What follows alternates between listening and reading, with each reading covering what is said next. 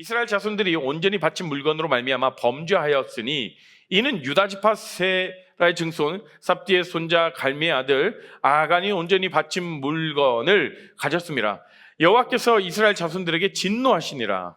여호수아가 여리고에서 사람을 베델 동쪽 베다웬 곁에 있는 아이로 보내며 그들에게 말하여 이르되 올라가서 그 땅을 정탐하라 하매 그 사람들이 올라가서 아이를 정탐하고 여호수아에게로 돌아와 그에게 이르되 백성을 다 올라가게 하지 말고 2-3천 명만 올라가서 아이를 치게 하소서. 그들은 소수이니 모든 백성을 그리로 보내어 수고롭게 하지 마소서 하므로 백성 중 3천 명쯤 그리로 올라갔다가 아이 사람 앞에서 도망하니 아이 사람이 그들을 36명쯤 쳐 죽이고 성문 앞에서부터 스바림까지 쫓아가 내려가는 비탈에서 쳤으므로 백성의 마음이 녹아 물같이 된지라. 여호수아가 옷을 찢고 이스라엘 장로들과 함께 여호와의 궤 앞에서 땅에 엎드려 머리에 티끌을 뒤집어 쓰고 저물도록 있다가 이르되 슬프도소이다. 주 여호와여 어찌하여 이 백성을 인도하여 요단을 건너게 하시고 우리를 아모리 사람의 손에 넘겨 멸망시키려 하셨나이까? 우리가 요단 저쪽을 만족하게 여겨 거주하였더라면 좋을 뻔하였나이다. 주여 이스라엘이 그의 원수들 앞에서 돌아섰으니 내가 무슨 말을 하오리이까? 가나안 사람과 이 땅의 모든 사람들이 듣고 우리를 둘러싸고 우리 이름을 세상에서 끊으리니 주의 크신 이름을 위하여 어떻게 하시려 하나이까 하니 여호와께서 여호수아에게 이르시되 일어나라 어찌하여 이렇게 엎드렸느냐? 이스라엘이 범죄하여 내가 그들에게 명령한 나의 언약을 어겼으며 또한 그들이 온전히 바친 물건을 가져가고 도둑질하며 속이고 그것을 그들의 물건들 가운데 두었느니라. 그러므로 이스라엘 자손들이 그들의 원수 앞에 능히 맞서지 못하고 그 앞에서 돌아선다니 이는 그들도 온전히 바친 것이 됨이라. 그 온전히 바친 물건을 너희 중에서 멸하지 아니하면 내가 다시는 너희와 함께 있지 아니하리라. 너는 일어나서 백성을 거룩하게 하여 이르기를 너희는 내 일을 위하여 스스로 거룩하게 하라. 이스라엘의 하나님 여호와의 말씀에 이스라엘아 너희 가운데 온전히 바친 물건이 있나니 너희가 그 온전히 바친 물건을 너희 가운데에서 제하기까지는 내 원수들 앞에 능히 맞서지 못하리라. 너희는 아침에 너희의 지파대로 가까이 나아오라. 여호와께 뽑히는 그 지파는 그 족속대로 가까이 나아올 것이요 여호와께 뽑히는 족속은 그 가족대로 가까이 나아올 것이요 여호와께 뽑히는 그 가족은 그 남자들이 가까이 나아올 것이며 함께 있습니다. 온전히 바친 물건을 가진 자로 뽑힌 자를 불사르되 그와 그의 모든 소유를 그리하라. 이는 여호와의 언약을 어기고 이스라엘 가운데에서 망령된 일을 행하였음이라 하셨다 하라. 아멘. 자, 오늘 여호수아 시리즈 7번째 시간입니다. 그래서 제목은 승리 후의 위험, 승리 후의 위험이라는 제목을 가지고 말씀을 나누고자 합니다. 여러분 여호수아서는 이스라엘 백성이 이제 출애굽해서 광야에서 요단강을 건너고 그리고 여호수아를 지도자로 삼아서 가나안에서 정복 전쟁을 하고 나중에 그 땅들을 어떻게 분배했는가에 대한 그런 이야기예요. 자, 보십시오. 잘 한번 떠올려 보세요. 여러분들 이 여호수아를 같이 시리즈를 같이 보고 있는데요. 여러분 집에 돌아가셔서 여호수아를 1장부터 한 장 한 장씩 쭉 읽어 보세요. 그러면 이 스토리들이 잘 깨어질 거예요. 자, 먼저 그들은 요단강을 건넜습니다. 하나님의 기적과 같은 은혜로. 그리고 요단강을 건너고 무엇을 행했죠? 할례를 행했습니다. 바로 적진을 친 것이 아니라 사기가 충만할 때 적진을 친 것이 아니라 전쟁에 임한 게 아니라 할례를 행했다라는 거예요. 그 다음에 거대한 성이었던 그 여리고성을 어떻게 무너뜨렸습니까? 제가 지난 시간에 저희가 함께 나눴는데요. 정말 이상한 방법으로 그 성이 무너졌죠. 7일마다 하루에 한 바퀴씩, 마지막 7일째는 7바퀴, 그리고 함성을 지르니까 그 성이 무너져 버렸습니다. 이상한 방법을 하나님 명령하셨고 그 이상한 말씀을 그대로 순종하니까 거대한 여리고성이 무너져 버렸죠. 자, 그런데 하나님이 한 가지 더 명령하신 게 있습니다. 6장 마지막에 보면 이러죠. 여리고성이 다 무너지고 너희들이 성을 점령하고 함락시키고 점령하면 그 속에 있는 모든 물건들을 다 하나님 앞에 드려야 한다라고 말씀하셨어요. 그래서 오늘 본문에도 계속해서 반복되는 그런 단어가 무엇이었죠? 온전히 바친 물건. 온전히 바친 물건. 계속해서 반복하잖아요. 원래 전쟁에서 승리하면요, 그 전리품들을 자신들이 가져서 전쟁에 봤던 어떤 피해를 복구하거나 그리고 승리한 나라의 몫이 되는 건 당연한 거예요. 그런데 그 승리의 기쁨을 맛보지도 못하고 그 성에 있는 모든 것을 하나님 앞에 바치라고 이렇게 말씀하시는 겁니다. 사실 하나님은요, 첫 번째 것을 받으시면요, 다 받으셨다라고 여기시는 분이에요. 되게 상징적인 이런 사건인데요, 하나님이 그 애굽을 심판하실 때도 10재앙 가운데 마지막이 뭐죠? 첫째 난 것들을 다 죽이셨죠. 대표성을 띱니다. 그건 뭐예요? 모든 것을 심판하겠다라는 의미로 대표적으로 첫째 것을 다 죽이신 것이죠. 자, 그리고 예수 그리스도 하나님의 독생자를 우리 가운데 내어주셨다라는 것은 무엇이냐면 하나님이 모든 것을 다 내어주셨다라는 거예요, 우리에게. 그리고 예수님을 부활시켰다라는 것은 모든 것을 내가 함께 부활시키겠다라는 그런 의미죠. 결국 하나님은 첫째 것을 다 받으시면 나머지 것들을 다 받으신다라는 것으로 여긴다라는 거예요. 자, 여리고성에 있는 첫 전리품을 다 내어놓으라 하는 것은 무엇이에요? 모든 것을 하나님께 드린다라는 것을 상징적으로 요구하시는 겁니다. 여러분들 가운데 하나님께 모든 것을 나의 삶을 맡겨드리겠습니다 라고 고백하지만 여기서 모든 것을 하나님께 내어드리겠다라고 하는 사람 누가 있을까요? 지난주에 우리 이용규 선교사님 오셔서 내려놓음이라고 했는데 진짜 다 내려나왔냐 라는 물음에 우리가 다 입에 미소를 지었죠. 그렇습니다. 하나님은 그 첫 전리품을 내어놓음으로써 온전히 다 바침으로써 나의 인생을, 너희의 모든 삶을 하나님께 다 드리겠느냐라는 그런 하나님이 모습을 요구하시는 거죠. 첫 열매를 드림으로써 모든 것이 하나님의 것임을 인정하는 신앙의 고백이었습니다. 그런데 7장 1절에 보니까요, 오늘 1절에 보니까 아간이라는 그 사람이 그걸 훔쳤어요. 뭔가 훔쳤습니다.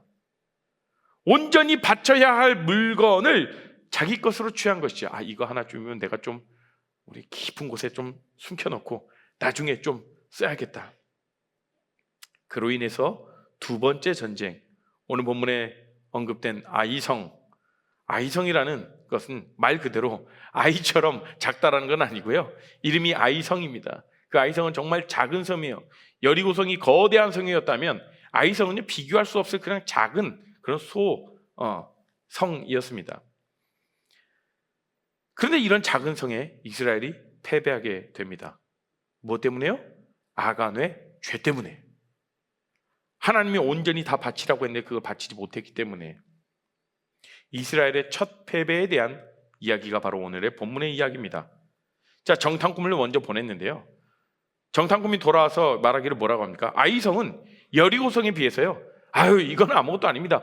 우리가 저 여리고성도 무너뜨렸는데요, 그러니까 우리가 전부 다 갈 필요 없을 것 같아요. 한 2-3천 명쯤 가면 생산이 있습니다. 그래서 3,000명만을 보냈습니다. 그런데 결과는 36명이 다 죽고 나머지가 다 도망쳐야 했던 것이죠. 자, 사실 여러분들 그 3,000명 중에 전쟁에서 36명이 죽었다는 것, 수치로 따져보면 극히 소수라고도 볼 수 있어요. 사실 전쟁에서는 사상자가 나올 수 있지 않습니까? 하지만 문제는요, 무엇이냐면 그 36이 작고 크고가 아니라 훨씬 큰 여리고성에서는요, 사상자가 한 명도 없었다라는 거예요. 별로 없었다라는 거예요. 그런데 여리고성보다 훨씬 작은 그 아이성에서 36명이 죽었고 첫 패배를 했다라는 점이에요. 무엇보다도요, 지금 이스라엘에게 기세가 등등했어요. 하나님이 우리와 함께 하시고 기적과 같은 도우심이 있고 우리가 하나님이 우리 뒤에 있는데 우리가 무서울 것이 무엇이냐, 이런 기세가 등등했다라고요. 그런 등등했던 기세가 바닥을 쳐버린 것입니다. 자, 여호수아 7장 5절 말씀을 우리가 한번 읽어볼까요? 같이 읽어봅니다. 시작. 성문 앞에서부터 스바림까지 쫓아가 내려가는 비탈에서 쳤으므로 백성의 마음이 녹아 물같이 된지라. 뭐라고요? 마음이 녹아 물같이 된지라. 이 표현 잘 보세요. 우리가 여호수아서를 계속해서 묵상하다 보면 처음에 이 가나안을 점령하려고 할 때 여리고성의 사람들이 어떤 마음을 가졌죠? 마음이 녹은지라, 간담이 녹았더라. 옛날 개역 한글 성경에 그렇게 표현됩니다. 하나님이 함께 하시는 걸 보고 한마디로 바짝 쫄았다라는 거예요. 이거는 그냥 가나안 족속들을 위한 그런 표현할 때 쓰는 용어였는데 지금 이거 지금 누굴 향해서 쓰고 있습니까? 이스라엘 백성들이 마음이 녹아내 물같이 돼버렸다라는 거예요. 더 이상 싸울 마음이 없어도 완전히 기세가 떨어져 버렸다라는 거예요. 자, 생각해 보세요. 이 패배의 원인 살펴봅시다. 왜 패배했을까? 제가 조금 전에 말씀을 드렸죠. 일단 아간의 죄 때문이라고 제가 말씀을 드렸는데 한번 살펴보죠. 여호수아가요, 전장에 나가기 전에요, 하나님 앞에 기도하고 하나님 앞에 물었다라는 기록이 없어요. 처음에 전쟁을 시작할 때 요단강을 건널 때 하나님께 물었죠. 자, 그리고 여리고 성 앞에서도 여호수아는 항상 하나님 앞에 기도하던 사람이었습니다. 하나님의 지시를, 하나님의 도우심을, 하나님의 명령을 구했던 사람이에요. 그런데 오늘 본문에는 전장이 나가기 전에, 전쟁에 참여하기 전에 하나님 앞에 기도했다라는 이야기가 하나도 없다라는 사실이에요. 여호수아는 정탐꾼을 보내고 그들의 보고를 듣고 그래? 2, 3천, 그냥 3천 보내. 그 결과 어떻게 됐죠? 패배했습니다. 무슨 의미예요? 전쟁에 참여하기 전에 자기 자신을 하나님 앞에서 점검하지 않았다라는 거예요. 이전에 승리를 경험 삼아서 이번에도 또 하나님 도우실 텐데 그냥 그렇게 하자. 우리의 모든 인생에서는요, 우리의 모든 삶의 순간순간에서는요, 하나님께 묻고 하나님이 말씀하신다라면 우리가 움직이고 하나님이 멈추라고 하면 우리는 멈춰야 되는 것이 바로 우리 그리스도인의 모습인 줄로 믿습니다.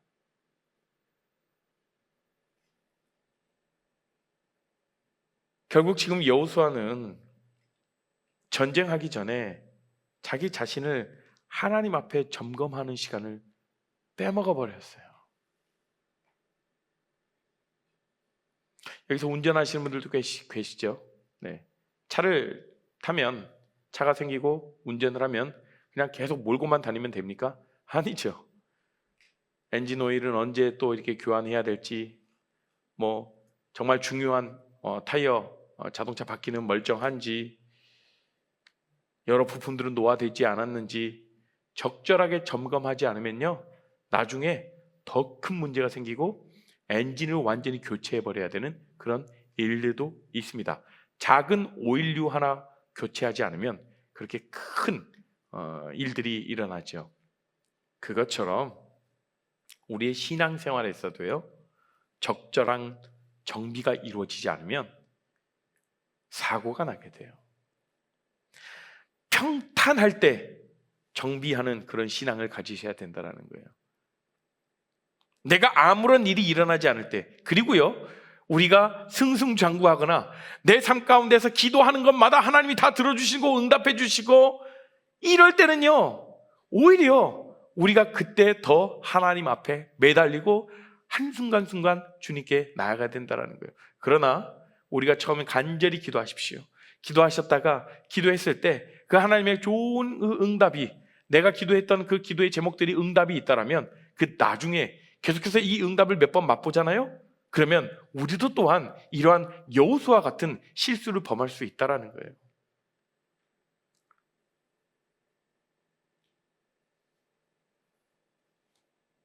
결국 내가 아무런 일이 일어나지 않았을 때 하나님 앞에 가서 내가 평탄한 삶을 살아가고 있을 그때에 우리는 하나님 앞에 기도할 때, 간절히 우리가 간구할 때 언제입니까? 삶에 문제가 생겼을 때 그렇잖아요. 뭔가 지금 이거 고장났는데 이거 지금 사고인데 라고 할 때 우리가 하나님 앞에 더 나아가지 않습니까? 그러나 우리의 평범한 일상 가운데에서 평탄한 삶을 살아가는 것 같을 때에 그때 평소에 우리의 신앙을 점검하며 하나님과의 관계를 점검하는 우리 모두가 되기를 소망합니다. 자, 이스라엘이 기적과 같은 승리를 맛봤죠. 어떤 승리요? 여리고성을 무너뜨린 기적과 같은 승리를 맛보았습니다. 지금까지 이스라엘 보면 하나님이 때때로 다 보호하시고 기적을 베푸셔서 모든 일이 다 순탄하게 잘 되었습니다. 그런데 이스라엘이 지금 출애굽하고 광야에서 나와서 요단강을 건너고 약속의 땅에 들어가 처음으로 패배를 겪는 그런 시간이었어요. 여기서 우리가 중요하게 짚고 넘어가야 할 문제가 있죠. 반복해서 이야기합니다. 큰 승리 후에는 패배할 위험이 크다라는 겁니다. 여리고성에서의 승리 이후에 아이성에서 패배한 것처럼 말이죠. 왜 그렇겠습니까? 승리한 다음에 자기 자신에 대해서 의존하면서 결국 교만하게 되기 때문에 그렇죠. 나 이거 이렇게 해봤어. 나 이런 문제 이렇게 풀어봤어. 그러면서 하나님 앞에 우리가 우리의 자신을 너무 내세우고 하나님의 말씀을 우리가 들으려오지 않는 것들. 여러분, 교만이 뭔지 아세요? 교만이라는 건요, 자기 의존성을 가지는 것이에요. 세상에 자신만 잘난 척하고 막 내세우는 게 교만이 아니라요, 자기 의존성을 또한 교만이라고 합니다. 하나님을 의존해야 되는데, 하나님을 전적으로 의존해야 되는데, 하나님을 의존하는 것들을 다 내려놓고 나를 믿어, 나의 경험을 믿어, 나의 방법을 믿고 자신의 능력과 경험에 의지하게 되는 것이 바로 교만이라는 거예요, 여러분. 여러분, 평탄할 때가 오히려 더 위험할 수 있습니다.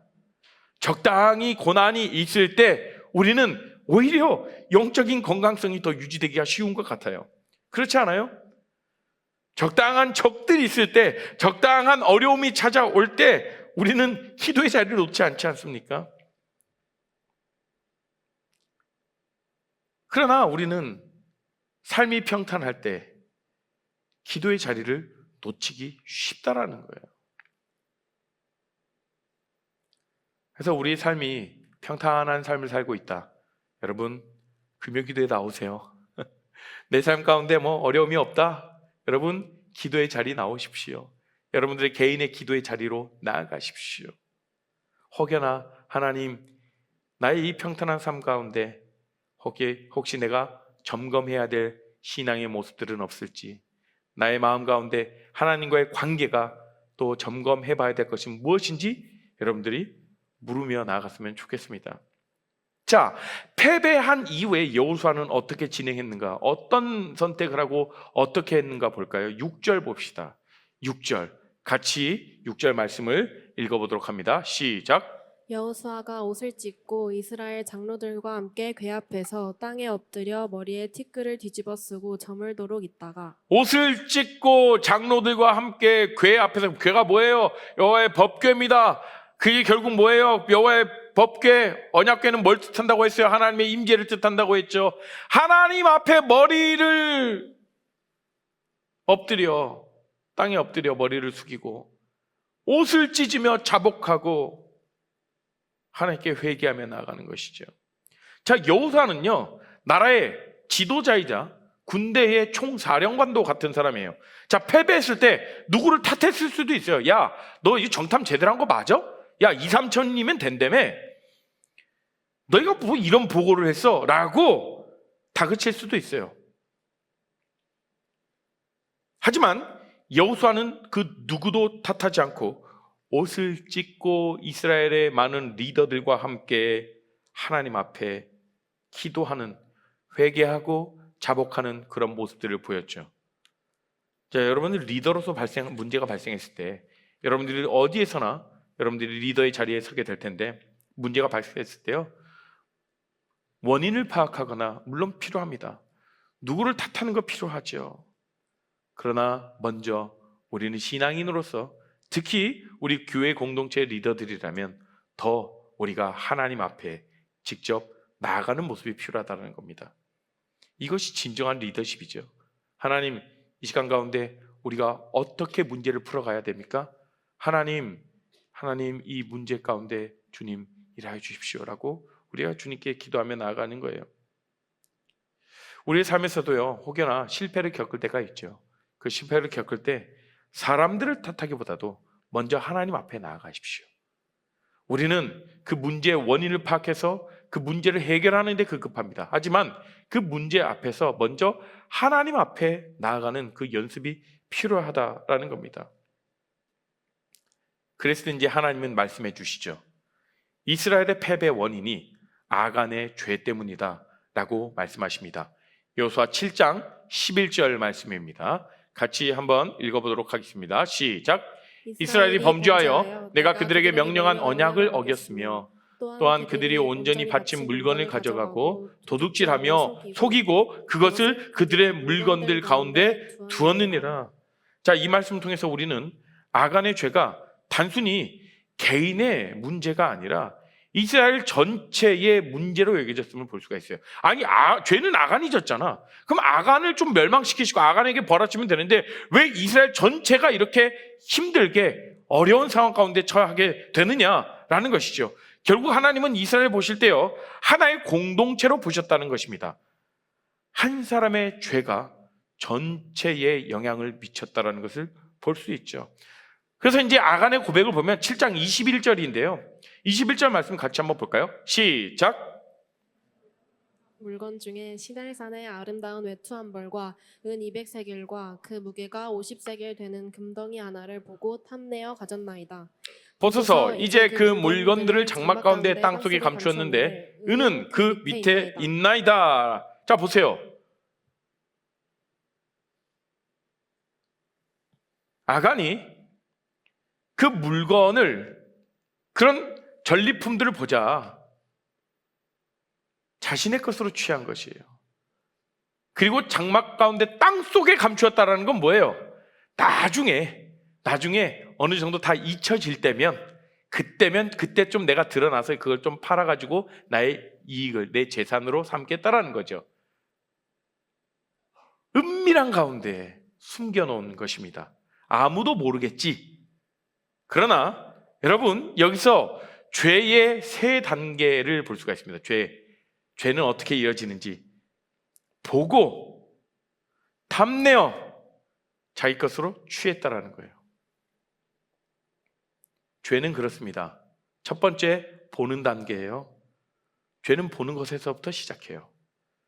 눈의 욕심이 출발점이 됩니다. 아간은 아름다운 그 외투와 은과 금, 보물들을 보았어요. 그 눈으로 본 것이 자기의 마음에 들어오기 시작했죠. 두 번째 단계, 탐내는 단계예요. 보는 것에서 그치지 않고 마음에 욕심이 생깁니다. 저게 내 것이었으면, 저게 내 거였으면 얼마나 좋을까. 욕망이 커져가는 단계죠. 욕망이 커지고, 그리고 눈에 들어오기 시작하면 이제 세 번째, 행동하는 단계 나아갑니다. 마침내 보고 탐내던 것을 행동으로 옮겼어요. 아간은 그것을 취하고 자기 장막 아래에 숨겼죠. 은밀한 죄가 되었어요. 누구도 몰라요. 이것은 아담과 하와가 선악과를 볼 때와 같은 패턴이에요. 선악과를 보고 먹음직스럽고 보암직도스럽고 탐냈죠. 마침내 먹고 죄악을 범했습니다. 여러분, 죄는요, 우발적으로 일어나지 않는다라는 거예요. 단계적으로 진행됩니다. 죄의 가장 무서운 특징 중에 하나는 무엇이냐면, 죄의 무서운 특성은요, 확산성을 갖는다라는 거예요. 그러니까 우리 믿음이 30배, 60배, 100배 자라나가잖아요. 동일해요. 죄도요, 점점점 자라납니다. 첫 번째 쥐였던 죄들, 이거 하나쯤이면 한번 열잖아요. 다음에 동일한 죄, 더 큰 죄 지어도 양심의 거리낌이 없어져요. 죄의 무서움이 바로 이렇게 무섭다라는 거예요. 작은 죄가 커져서 결국엔 내 삶뿐만 아니라 우리 가정과 우리 공동체 전체를 파괴할 수 있다는 거예요. 아무도 모르지, 나 하나쯤이면. 아가는 그런 마음이었을 거예요. 이거 조금, 이 많은 전리품 중에 이거 조금 취한다라고 뭐 어떻게 되겠어? 그러나 그 결과는 뭡니까? 하나님이 다 온전히 물건을 바치라, 온전히 바친 물건 온전히 바치지 못했어요. 아무도 모를 줄 알았습니다. 누구는 아십니까? 하나님은 아신다라는 거예요. 여러분들 삶 가운데서, 우리의 삶 가운데서요, 행여나 아무도 모르겠지라고 하는 그런 죄 가운데 있다라면 하나님 앞에 우리가 자복하고 회개하며 나가야 돼요. 아무도 모르겠지? 하나님은 아신다라는 거예요. 그래서 하나님을 경외하는 자들은 자신의 삶 가운데 늘 언제나 자신의 삶을 정결케 하기 위해 노력하는 사람들, 하나님을 경외한다라는 것이 무엇입니까? 하나님을 두려워할 줄 아는.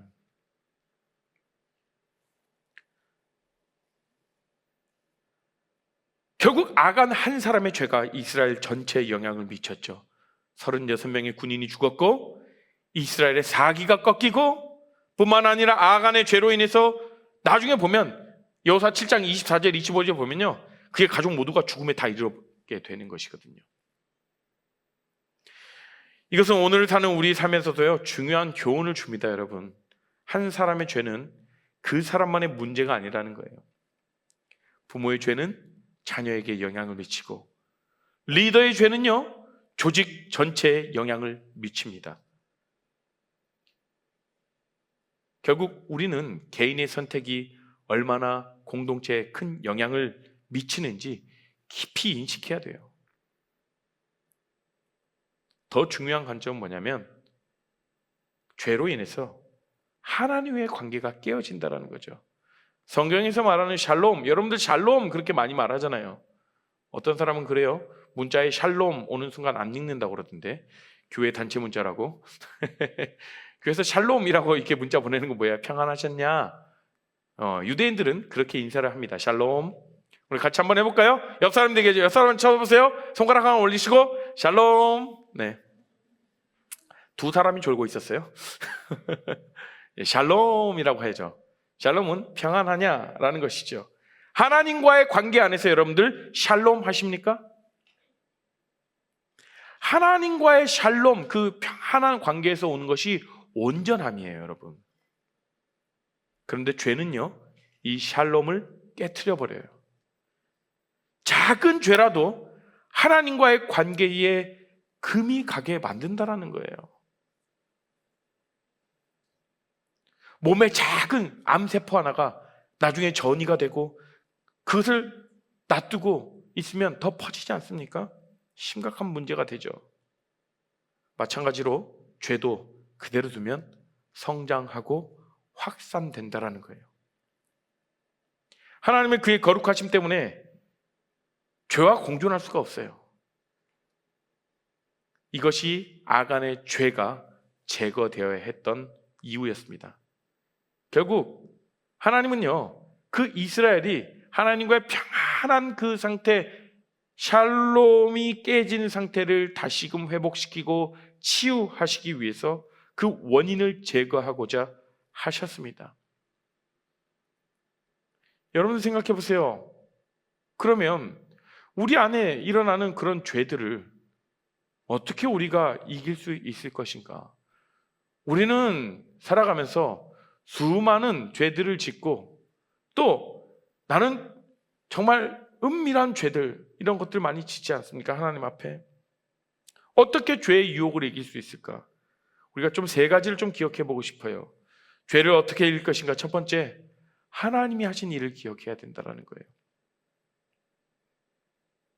아간이 여리고성의 기적을 잊었죠. 하나님의 명령을 그대로 따른다라면 모든 것이 형통하게 된다라는 것을 잊어버렸습니다. 지금까지 하나님 말씀하신 대로 그대로 행하고 순종했습니다. 할례를 행했어요.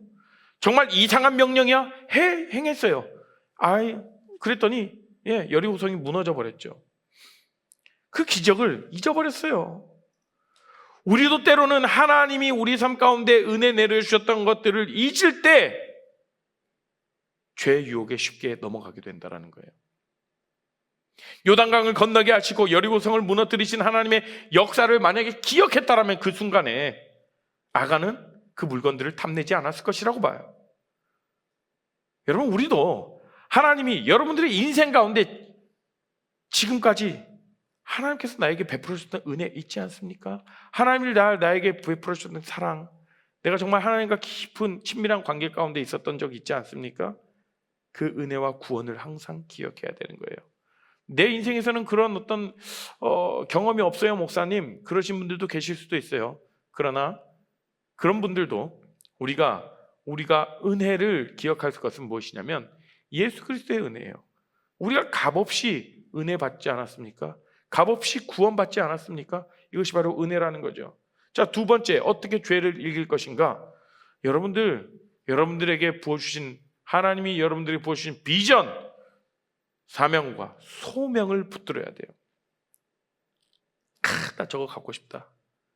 나에게 그런 유혹이 올 때마다 하나님 부르신 목적은 이것이 아니다. 하나님 날 부르신 목적은 이것에 있지 않아. 내가 보고 있는 내 눈으로 보고 있고 내 마음으로 품는 그런 욕심에 있지 않아. 나는 하나님 나라를 위해 살고 있지. 이 소명을 기억해야 돼요. 우리 모두 이 땅 가운데 하나님 나라를 위해 살아가는 존재들입니다. 전리품을 위해 전쟁하는 것이 아니죠. 하나님의 나라를 위해 싸우는 것임을 기억해야 돼요. 그들이 그냥 재물을 얻기 위해서, 땅을 취하기 위해서, 그 전리품을 갖기 위해서 전쟁한 것입니까? 아니에요. 하나님이 그렇게 명령하신 게 아니에요. 너희는 하나님의 나라 백성, 하나님 나라 백성답게 하나님이 너희들을 인도하신다라는 것을 만천하에 보여줘라. 하나님의 명령에 순종하고 하나님이 행하신 것에 찬양하며 그런 삶을 살아라 라고 말씀하셨죠. 그러나 지금 이 순간에 전리품에 눈에 돌아가고 눈의 욕심과 우리의 삶 가운데 마음에 들어오는 그런 탐욕에 사로잡힐 때에 우리는 죄에 넘어진다는 거예요. 죄를 어떻게 이길 것인가? 세 번째, 자족하는 법을 배워야 됩니다. 탐욕이 생기고 우리 안에 욕심이 생기는 것 당연합니다. 우리 인간이라면요, 나도 저거 갖고 싶죠. 나도 나에게 좀 더 어떤 많은 재물이 있다라면, 나에게 성공이 있다라면 여러 가지로요.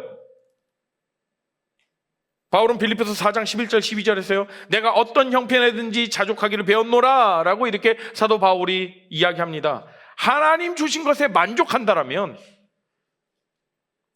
눈앞의 유혹에 넘어가지 않을 수 있다는 거예요. 필요하다라면 하나님이 주실 것을 믿고 기다려야 합니다. 그런데 자꾸 타인과 비교하면서 왜 나는 없지? 하나님 주신 것에 만족하며 살아가는 우리가 되길 소망합니다. 왜 나에겐 저런 재능 없어? 왜 나에게는 이런 달란트 없어? 나도 저렇게 완벽하게 잘하고 싶은데, 여러분, 그 삶 가운데서요 완벽을 바라보는 것이 아니라, 타인과 나의 삶을 비교하는 것이 아니라, 여러분 존재만으로도 하나님이 기뻐하시고 여러분 가운데 특별하게 부어주신 그 은사를 발견할 노력을 하십시오. 죄에서 어떻게 죄를 이길 것인가? 첫 번째, 하나님이 하신 일을 기억하고, 두 번째, 소명을 붙들고, 세 번째, 자족하는 방법을 우리가 배워야 된다는 거예요.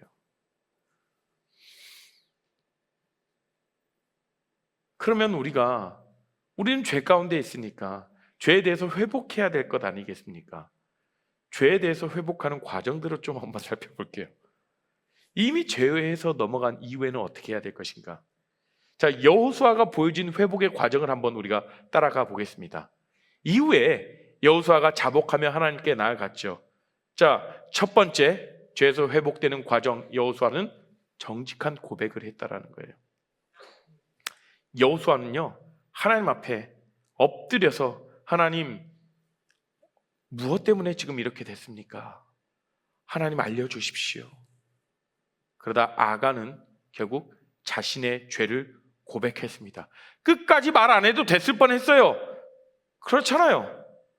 그런데 아간은 그 안에서 자신의 마음 가운데 찔림이 있었고, 찔림으로 끝나는 것이 아니라 그 죄를 드러내고 고백했다라는 거예요. 요한일서 1장 9절 말씀을 한번 우리가 살펴볼까요? 함께 읽습니다. 시작. 만일 우리가 우리 죄를 자백하면 그는 미쁘시고 의로우사 우리 죄를 사하시며 우리를 모든 불의에서 깨끗하게 하실 것이요. 아멘. 이 말씀 믿으십니까? 우리가 어떤 죄 가운데 있더라도, 누군가에게 말하고 싶지 않은 그런 죄, 누군가에게 드러내고 싶지 않은 그런 죄들 가운데 있더라도 하나님 앞에 자백하면 그는 미쁘시고 의로우사 우리 죄를 모두 다 사해 주신다라는 거예요. 그게 얼마나 큰 은혜입니까? 세상 사람들은요, 내가 그 사람들에게 잘못을 몇 번 해요? 2번, 3번? 어느 정도까지는 봐주겠죠. 그러다가 계속해서 나에게 피해를 주거나 잘못을 합니다. 세상은 바로 뒤돌려 버립니다. 그러나 우리 주님은 다르다는 거예요. 그렇기 때문에 우리가 회개를 너무 힘들어하지 마시고 회개를 좀 사랑해 보십시오. 그렇다면 우리의 삶이 조금 더 하나님과 깊어진 관계 가운데, 또 친밀한 관계 가운데로 나아갈 수 있는 그런 지름길이라는 거예요. 결국에는 죄에서 회복되는 첫걸음이 무엇이냐면 정직한 고백이라는 거죠. 제가 이러한 죄를 저질렀습니다. 하나님, 용서해 주십시오. 저는 이런 죄인입니다. 라고 자복하는 마음이 있어야 된다는 거예요. 죄에서 회복되는 과정 두 번째, 철저한 단절. 아간의 죄를 다룰 때 완전히 제거되었습니다. 죄와의 철저한 단절이 필요해요, 여러분. 예수님은 이렇게 말씀하시죠. 만일 네 오른눈이 너로 실족하게 하거든 빼내버리라. 얼마나 잔인합니까? 이만큼 우리는 죄에 대한 철저하게 단호하게 끊어낼 그런 모습들이 필요하다는 거예요. 죄와는 타협 없는 그런 단절을 하나님은 말씀하셨어요. 한번 죄에 대해서 알았습니다. 회개했습니다. 고백했어요. 그러면 그 죄에 대해서 반복하지 않기 위해서 노력하는 거예요. 애쓰는 거예요. 그럼 몸부림이 있어야 됩니다. 다윗이 모든 옷과 침대가 다 젖을 정도로 회개하며 자복했던 것처럼 우리 가운데에도 그렇게 하나님 앞에 회개하고 자복하며 나갔다라면 그 이후에 또다시 이러한 죄들이 반복되려고 할 때에 우리는 다시 한번 떠올려야 되는 것이죠. 내가 깊이 간절하게 주님 앞에 회개했던 그 순간을요. 죄에서 회복되는 과정 세 번째는요, 공동체적 회복이 필요하다는 거예요. 아간의 죄가 제거된 이후에요, 이스라엘 공동체는 다시 하나님의 인도하심을 받았습니다. 그리고 아이성을 결국 정복할 수 있었어요. 결국 개인의 회복은요, 공동체의 회복으로 이루어져요. 우리의 변화된 삶이 주변 사람들에게 영향을 미치게 되기 때문이죠. 야, 저렇게 변했어. 자, 하나님이 일하시는 거 맞네. 나도 도전받고 주변 우리 이웃들에게 영향을 미치는 것이죠. 또 우리가 죄에서 회복되어져 가는 과정 네 번째, 한번 읽어볼까요? 시작. 하나님의 목적을 이루는 삶으로 돌아가야 되는 거예요, 여러분. 회복의 궁극적인 목적은 무엇입니까? 다시 하나님의 뜻을 이루는 삶으로 돌아가는 것. 자, 우리를 하나님이 회복하시는데 우리를 구원하시고 우리를 악에서 건져내시는 이유는 무엇입니까? 하나님과 친밀한 관계를 다시 회복하기 위해서. 우리는 어떤 형상으로 창조되었습니까? 대답해 보세요. 우리는 어떤 형상으로 창조되었죠? 하나님의 형상. 왜 제자반 하신 분들 왜 이렇게 다들 조용하고 계십니까? 우리 모두는 하나님의 형상으로 회복된 자들이라는 거예요. 그러면 우리의 죄로 인해서 그 아름다웠던 하나님의 형상이 다 일그러져 버렸습니다. 그러면 하나님은 다시금 그 하나님의 형상을 원래의 것으로 창조하셨던 그 원래의 것으로 회복시키기 위해 우리를 구원하시고 우리를 죄 가운데서 건져내시는 거예요. 그러니까 다시금 하나님이 우리를 창조하신 목적을 이루는 삶을 우리는 돌아가야 된다는 거예요. 여호수아 이스라엘은 아간의 죄를 처리한 후에 원래의 목적인 다시금 하나님이 그 땅 가서 가나안 땅들을 하나하나씩 정복해 나아가 그 정복을 계속했습니다. 우리도 회복 이후에는 뭔가 나의 어떤 죄 가운데서 하나님과의 멀어진 관계 가운데 좀 가까워졌습니다. 그렇다면 다시금 우리에게 주신 사명에 집중해야 된다는 거예요. 종종 청년들이 그런 청년들이 있어요.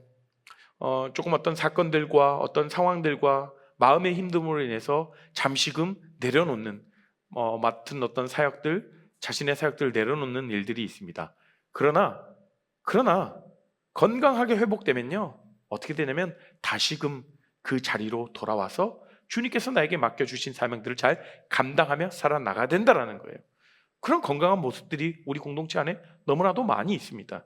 그래서 참 우리 공동체는요 한 건강한 공동체, 그리고 하나님 앞에 정말 잘 배워나가려고 하는 그런 겸손한 청년들인 것 같아요.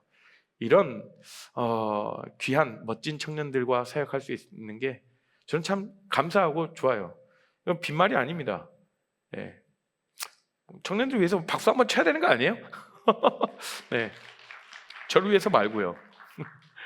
네. 우리가 그렇게 아름다운 공동체로 계속해서 우리가 함께 나갔으면 좋겠어요. 말씀 마무리하겠습니다.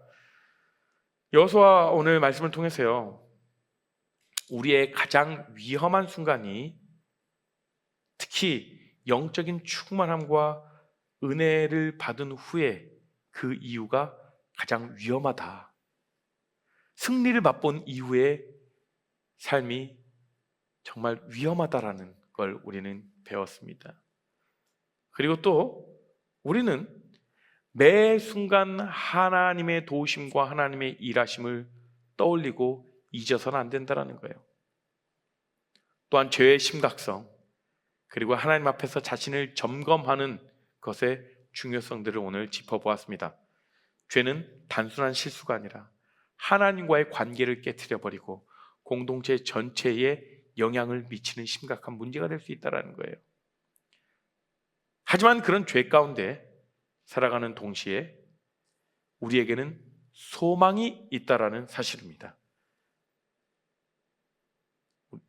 그 어떠한 죄도 하나님 앞에 자복하고 우리의 죄를 고백하면 우리는 그리스도 안에서 용서받고 회복될 수 있다는 사실이에요. 죄 가운데 계속해서 우리가 죄를 만들어내게 하고 죄를 짓게 하는 그런 사단의 전략이 뭐냐면 내가 죄를 인식했습니다. 인식하고 좌절 가운데 만들어버려요. 그게 사탄의 전략이에요. 그러나 죄를 인식했어요? 그러면 회개의 자리로 들어가잖아요. 하나님께서 그 가운데 다시금 우리에게 소명을 부어주시고 그 가운데 사랑하는 나의 자녀야 고맙다. 나에게 죄를 인정하고 고백하고 회복의 길로 걸을 수 있도록 네가 용기 내어줘서 고맙다.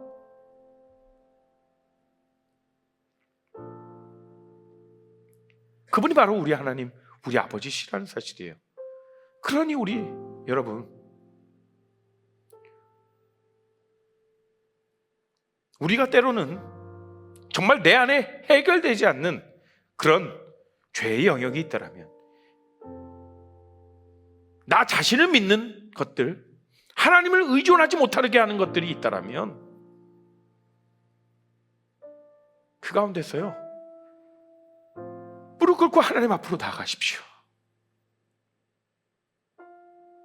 하나님, 이 가운데 말씀해 주시고, 내가 또 실패하고 넘어지고 왜 나는 이럴까?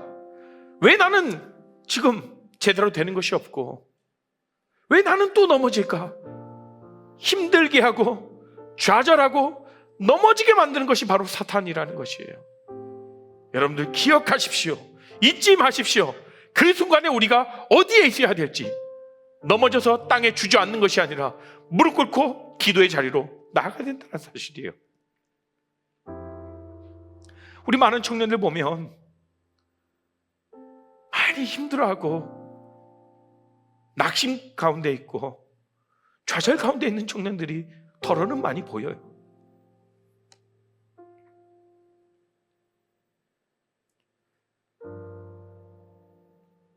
제가 그분들에게 너 기도의 자리에 나가 이렇게 말하면 얼마나 고통스럽겠어요? 잔인합니까?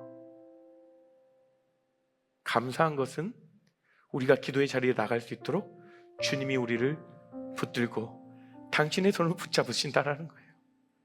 그리고 우리 이웃들, 우리 세런들, 우리 공동체, 우리 또래들이 있다는 거예요. 나 혼자 있지 않고 내가 기도의 자리로 갈 수 있도록 우리와 함께하는 우리 레알 공동체, 청년 공동체가 있다는 사실을 잊지 않으셨으면 좋겠어요. 겸손하게 기도의 제목을 나누시고 나의 죄를 빛 가운데 드러내며 나의 연약함을 고백하며 내가 이곳 가운데서 회복하고 싶습니다. 여러분, 우리 공동체, 여러분들 주위에 여러분들 세런들을 신뢰하십시오. 믿을만 해요. 제가 보니까 우리 청년들 성숙합니다. 겸손하게 여러분들의 기도 제목을 나누세요. 여러분들 기도 제목을 나누시라는 거 익명으로 나누셔도 돼요. 예배당 입구에 오시면 보시는 분들이 계실지 모르겠어요. 빨간색 우체통 같은 게 하나 있습니다. 그 안에 뭐가 들어있게요? 중보기도 제목 카드가 들어있어요. 이걸 위해 기도해 주세요라고 하는, 여러분들의 이름을 써지 않아도 좋아요. 그러나 여러분들의 간절한 기도의 제목들이 있다면 누구라도 좋습니다. 그 기도 카드에 기도 제목을 적어주시면 같이 함께하는 우리 중보기도 팀들이 있어요. 물론 비밀 유지가 되죠. 그리고 누군가가 같이 함께 기도하고 여러분들의 기도 제목을 함께 기도해 준다라는 사실에 여러분 감사하십시오. 기도의 능력, 기도의 힘을 우리가 힘입었으면 좋겠습니다.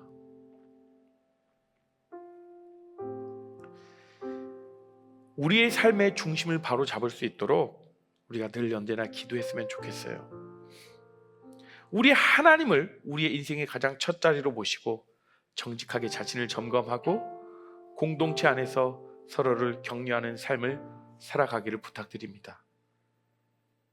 그럴 때 여리고 성과 같은 난관도 무너지고 아이성과 같은 실패도 다시 회복될 것을 소망으로 우리가 갖길 원합니다. 그런 우리가 모두 되기를 소망하고요. 우리 모든 것들을 주님께 맡겨드린다, 내어드린다, 주님께서 우리의 삶을 다스리고 계신다라는 그런 고백을 우리가 찬양으로 고백했으면 좋겠어요. 오늘 말씀을 찬양이 좀 오늘 찬양하다가 저 고백을 우리가 함께 드렸으면 좋겠다라는 고백이 있어요. 주께서 다스리네. 우리가 다시 한번 찬양할 때 하나님, 저의 삶을 주님께서 다스려 주시고 하나님께서 이끄신다라는 사실을 기억합니다.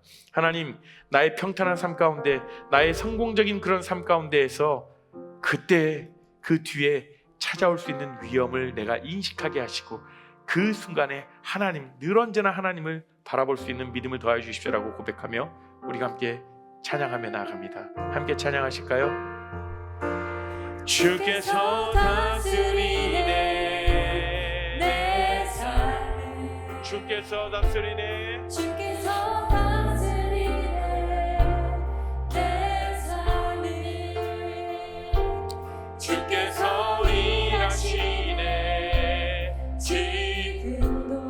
주께서 내 삶의 일하심을 고백합니다. 주께서 일하시네 내 삶에 주님만 의지해요. 주님만 의지해요 주님만 의지해요 주님만 의지해요 예, 주님, 주님만 의지해요. 주님만 의지해요 주님만 의지해요 주님만 의지해요. 주님만 의지해요 우리가 주님을 예배합니다. 주님만 예배합니다. 주님만 예배해요 내 삶의 주님만을 높여드립니다. 주님만 예배해요 우리가 결단하며 자리에서 일어나 함께 우리가 고백할까요? 예, 주님, 그렇습니다.